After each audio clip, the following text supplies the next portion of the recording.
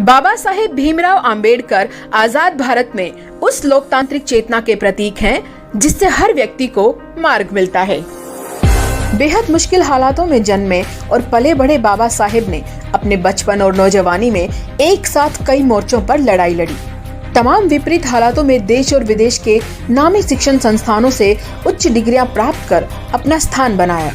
उधर दूसरी तरफ तकरीबन ऐसे ही नस्ल भेद का शिकार विदेश में महात्मा गांधी हो चुके थे और सफल आंदोलन के बाद देश लौटे और एक समता परक आजाद देश का सपना साकार करने का अत्यंत मुश्किल कार्य करने में जुट गए।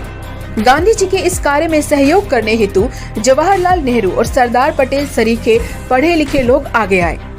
एक तरफ समाज सुधार का बीड़ा उठाए बाबा साहेब और दूसरी ओर सभी को समान अधिकार देने वाले आजाद देश का आंदोलन चला रही कांग्रेस। दोनों ही एक दूसरे का सम्मान करते हुए अपनी विचारधारा के प्रति समर्पित थे।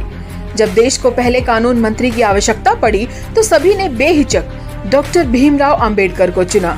जब देश का संविधान लिखने की बात आई तो गांधी जी ने तुरंत बाबा साहेब का नाम आगे किया, जिसे नेहरू, पटेल और राजेंद्र प्रसाद जैसे दिग्गजों ने तुरंत माना।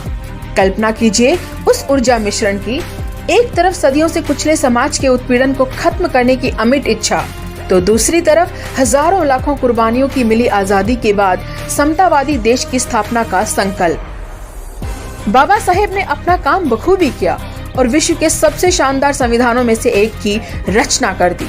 वही कांग्रेस की नेहरू जी की सरकार ने 1950 में इस संविधान को सच्चे हृदय से अपनाकर देश को समर्पित कर दिया।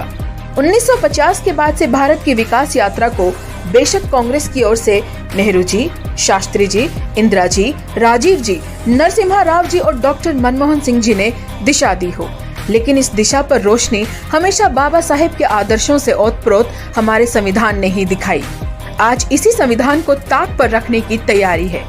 संविधान की भावना अक्षुण्ण रखना ही बाबा साहेब को सच्ची श्रद्धांजलि होगी।